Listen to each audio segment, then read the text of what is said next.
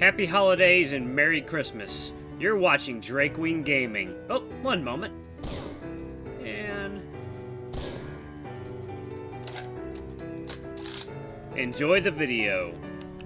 Hey guys and gals, Never here from Drakewing Gaming. It's W Mounts with the Gaming Drag. Today I'm coming back at you with another Let's Play episode of Arches. So yeah, let's go ahead and jump right back in, shall we? Alarm chain, we're up and let's go.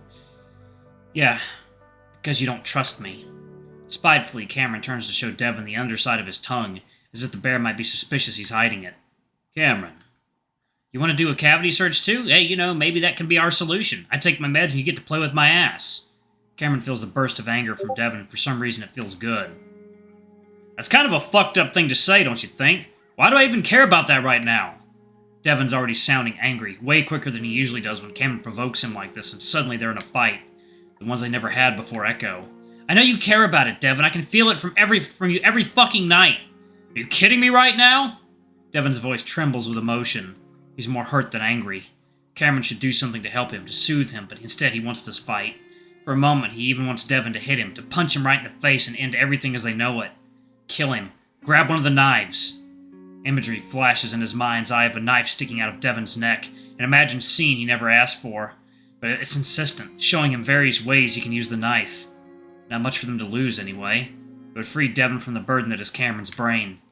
Why do you want me to take my meds when I don't want to, anyway? Pretty different from college, right? This is so different, Cameron. I know I talk shit on stuff like that before, but this is not the same. Yeah, because this is actually dangerous. It's because I'm a problem to you now, and you just want me to take whatever will make me act halfway normal again, even if it makes me feel like shit. I want you to get better. I'm not going to get better, Devon. This is permanent. That doesn't mean you can't get better. That's the whole point. And then I'll relapse. If you relapse, we help you get better again. I probably won't even be able to get off the meds. You know I don't even care about the stupid voice anymore, even the tics. Oh, I'll make you care, you piece of shit. Shut up! Cameron's shout reverberates through the kitchen, and he senses all the typical emotions he gets from Devon these days. Worry, distress, fear, pity. Tick, tick, tick. Cameron takes a second to refocus his scattering mindset, his train of thought that seems to derail mid-sentence. It feels like my soul has been sucked out. I don't know if it's the meds or the crazy or just me, but I hate it. I hate it too. I hate it so fucking much. I hate that you feel this way. That's why I'm doing this. But you don't even have a fucking clue what this is like. No one does. They just think that if you're on your meds, all's good. You're right, I don't. But you're all I think about almost every minute of the day because I see you suffer and I want it to stop. Lies. Idiot fucking faggot. Better stab yourself if you won't stab him. I'm probably suffering because of the meds. It's like I'm back in college, but 10 times worse. I can't write or even listen to music anymore. I don't want to do anything. Come on, Cameron. This is the main reason people relapse. Remember what the psychiatrist said about time and patience for yourself. But what's the point of taking meds if I feel this way? This isn't living, Devon.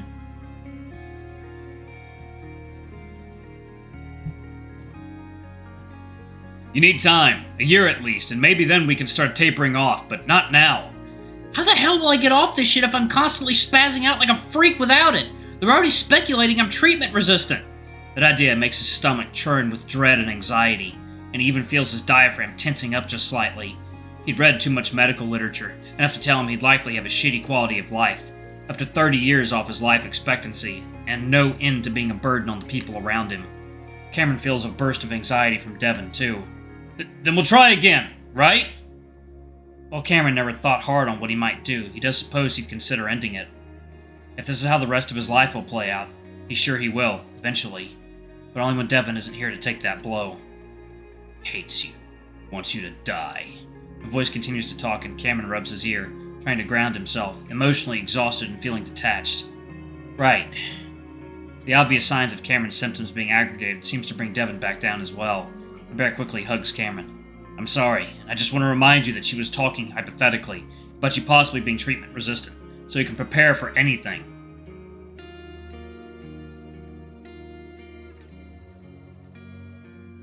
Despite his sore, sensitive skin, it feels good after the burst of anger and despair. I'm just sad. I'm sad because I had such a good life with you, and it feels like it was just yesterday, but it's just gone now. It's strange that he can remember his past life so vividly, the feeling of his brain being semi-normal. Devon squeezes him tighter. You always talk about the new you and how we just have to wait for him to get there. We'll have a new life. It'll just be a rough couple months, maybe a bit longer. Cameron sniffles. What day is it anyway? Like the 15th? The 24th, I think. I forgot that your birthday was last week. I just remembered now. Devin laughs.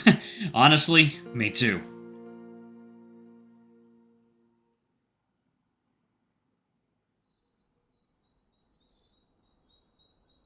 The hardest thing about that particular argument for Devin was that he completely empathized with Cameron.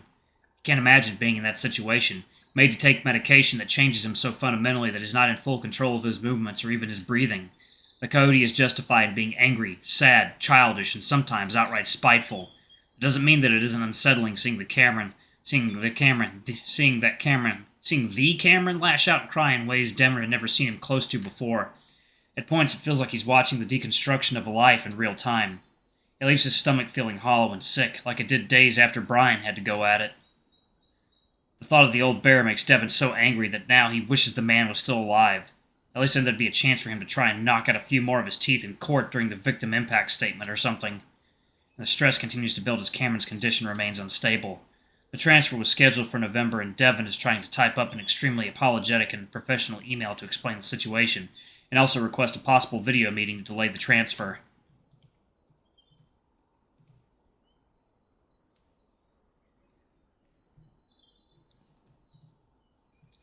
It's a reasonable request, especially considering the state of the world at the moment.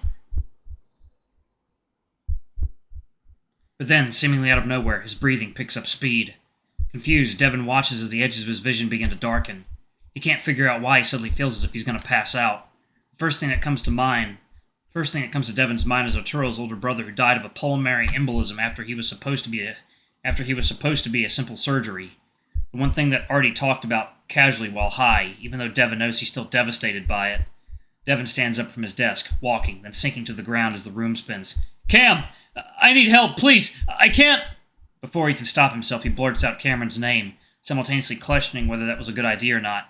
Cameron, seeing his boyfriend die in front of him, won't exactly help his mental state, so it's better that he's probably sleeping like a rock by now. He pulls out his phone as he's on his knees, having pressed the 9 and 1 before a very groggy, sedated Cameron comes in, his expression of bleary confusion turning to fear. Don't worry, I just can't catch my fucking breath. A look of recognition comes over the Coyote's face, and, kneeling in front of Devin, he presses the bear's head against his chest. Devin, it's okay. We're okay. Breathe with me. Devin's not sure if that's what the problem is, but after just a few seconds, it stops. Are you okay? I've never seen you like that before. Devin sees Cameron's neck twitch multiple times, and he immediately feels like an idiot. Here he is, having a stupid, breathless panic attack, while Cameron is having vocal tics that force him to almost pass out from not being able to breathe. Devin tries to get him to go back to bed, but Cameron sleeps on the sofa in the study, determined to be there if Devin needs him again. While Devin feels like he should be the one doing the comforting right now, he is glad to have Cameron there. So that's what the Coyote feels like when he's panicking. It's a scary moment, but Devin doubts he'll let the feeling sneak up on him again, now that he's familiar with it. He had considered therapy and medication, like he's constantly trying to find for Cameron, but a part of him has to admit that he's scared too, after seeing what the Coyote had to go through. Besides, he's not bad enough he needs that help. He'll settle on what always helped him deal with stress in the past, which is being active. Exercise will be good for both of them, actually. Once he sends this email, he'll figure out how to renew both their gym memberships, assuming the place is still even open.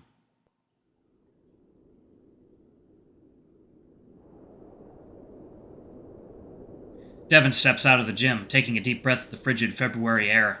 There aren't many cars or people on the street, not this early on a Saturday morning. Probably because they're sleeping in like they should be. Devin instinctively begins to reach out for Cameron's paw. But he's not there.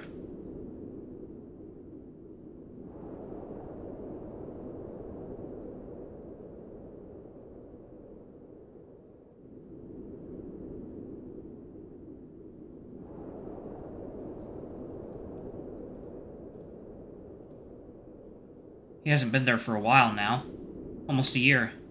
Well, what he used to be is there, at home, in the urn sitting.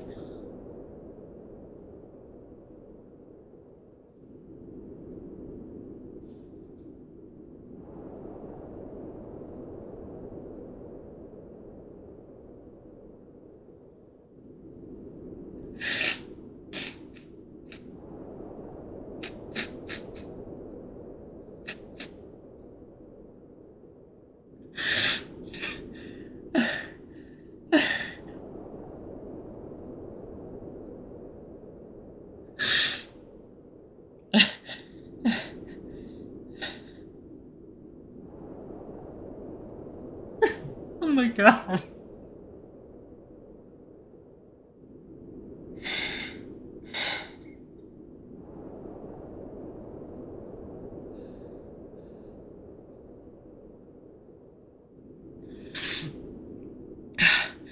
I'm sorry, y'all. I was really hoping that wouldn't happen.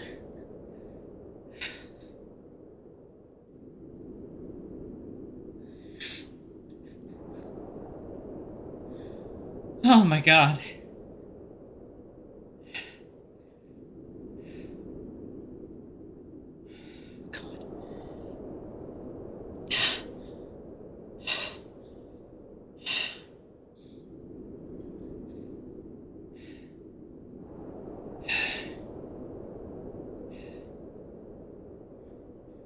Okay, guys, I can't finish this video right now. I'm gonna have to come back at this later. That's way too much. That's way too much for me right now. I'm sorry, guys. I gotta cut this video short. Alright, y'all. I love you guys, and I'll see y'all in the next video. Please take care of yourselves and be good to each other. I love y'all. Bye-bye.